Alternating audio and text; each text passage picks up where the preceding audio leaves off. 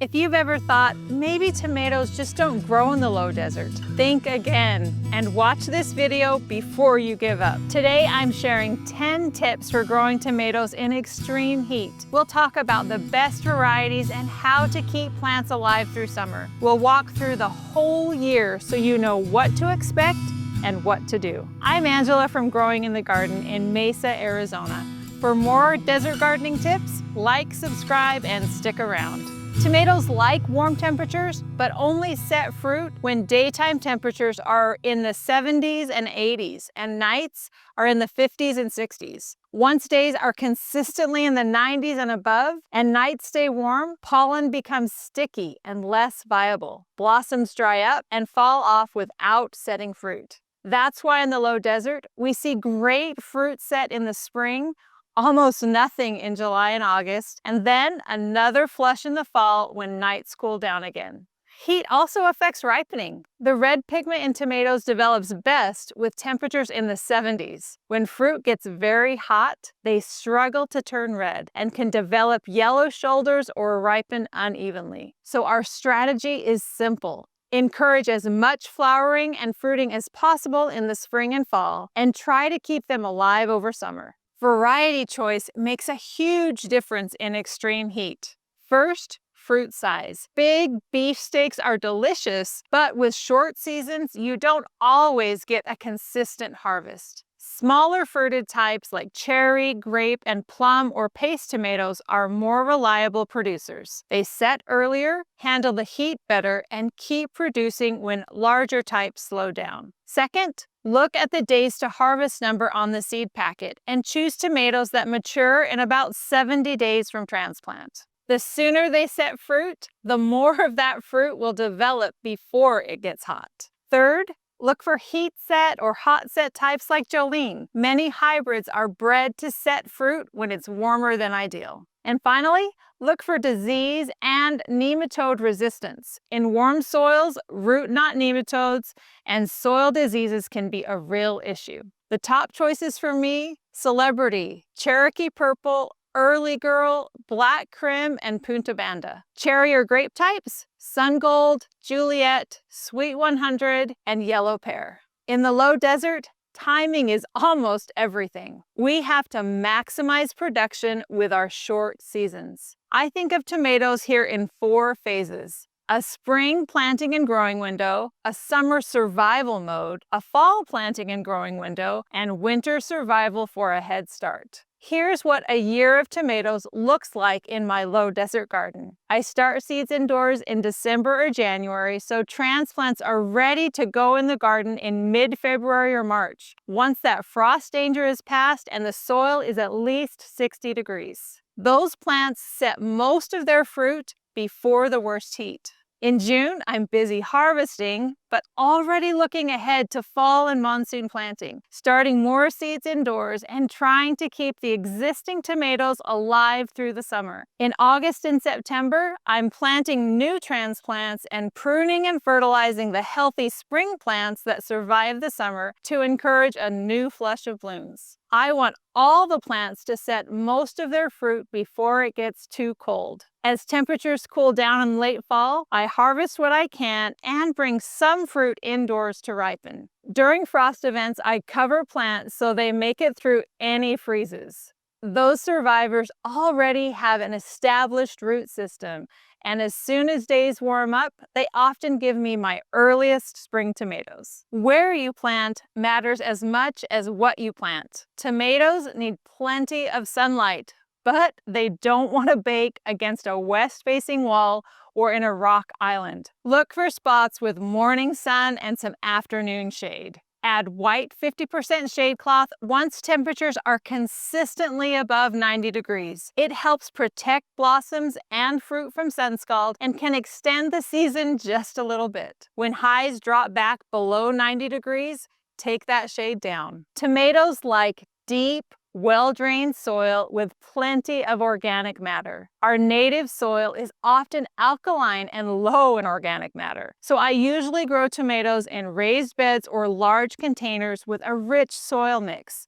I use the raised bed and container mix from Arizona Worm Farm and sometimes add a balanced organic fertilizer if the bed is newer. When I'm choosing transplants, I look for short, sturdy plants with dark green leaves and white non-circling roots, and I skip leggy or root-bound ones. Tomatoes are happy to be planted deep, so I remove the lower leaves and bury the stem so only the top leaves are showing. That buried stem will root and give the plant a deeper root system. Add supports as soon as possible. Tomatoes need support. I use sturdy cages or trellises so the plants can grow up and the fruit stays off the ground. For determinate tomatoes like Jolene and Roma, I like the tall tomato cages from Garden in Minutes. These tomatoes are more compact and a good cage is usually enough to hold the plant and keep fruit off the soil. For larger, more vigorous varieties, I give them more room. A single Juliet tomato can take up an entire 4-foot wide trellis in my garden. Celebrity is a vigorous determinant that also likes plenty of space and support. For these types, a standalone tomato cage usually isn't enough. There are lots of ways to trellis tomatoes. Whatever you choose, put supports in place at the time of planting if possible. That way you're not trying to wrestle a big plant into a cage later and damaging roots and branches. Tomatoes need deep, even moisture.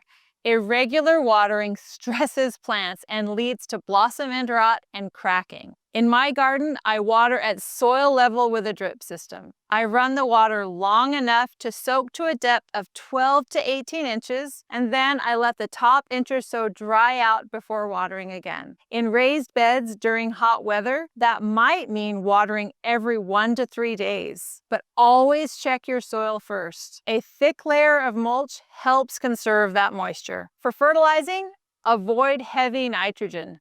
Too much nitrogen means lots of foliage and fewer flowers. Because we have long seasons and frequent irrigation, slow and steady feeding is usually a better choice than big doses. When tomatoes are actively growing, I amend with worm castings and use an organic liquid fertilizer formulated for fruiting about once a month or as needed, especially in containers where nutrients wash out more quickly. In the hottest part of summer, I don't feed tomatoes. They're already stressed and I don't want to encourage new growth. In cooler, more humid climates, people often prune tomatoes heavily to open them up. In the low desert, I'm much more conservative. Every leaf is shade for the fruit. A good canopy protects the tomatoes from sun scald and keeps fruit a little cooler. So I remove leaves that are touching the soil, take off dead or clearly diseased branches, do light shaping, and remove suckers if plants get out of control. But I don't strip all of the side shoots or expose fruit clusters in the middle of summer. Think of the leaves as a living umbrella over your tomatoes. In our heat, you want that umbrella in place. Because we're gardening outside of ideal temperatures, here are some of the problems you might see. Dropped blossoms.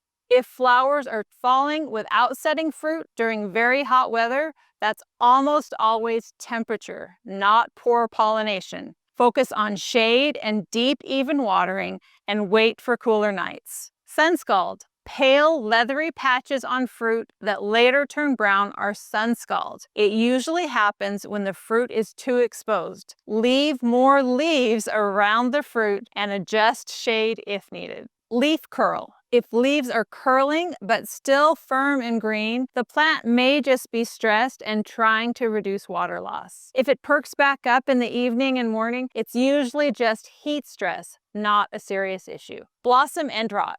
Dark, sunken spots on the bottom end of fruit are often caused by uneven moisture and issues with calcium uptake. Mulch and consistent watering help. Cracking. Heavy watering or rain after a dry spell can cause fruit to crack. Some varieties are more prone to it. Again, consistent moisture and picking a little bit earlier helps. If a plant is completely wilted in the cool of morning and never perks up, or you pull it and the roots are covered in swollen, knobby galls, or new growth is wilted, twisted, or stunted, that's usually more than just heat stress. It often means root knot nematodes or disease. At that point, I remove the plant. Heat tips won't fix those problems. In extreme heat, it's tough for tomatoes to turn red and ripen. Once fruit has reached full size, I pick it at the first blush of color. That's called the breaker stage, and it will finish ripening indoors. During the hottest months of the year, don't expect big harvests. Keep plants alive with shade and deep watering. When temperatures start to drop, give them a light prune and feeding, or plant new tomatoes. Instead of one long growing season, we get 2 shorter seasons with a hot break in the middle, and so we do the best we can. If growing tomatoes has been difficult or disappointing, I hope these tips help. For all of my tomato growing resources, head to growinginthegarden.com. Want a thriving desert garden? Join my monthly online classes, live or on replay, and get instant access to past classes and journals. Bring your questions and let's grow together in Growing in the Garden Academy.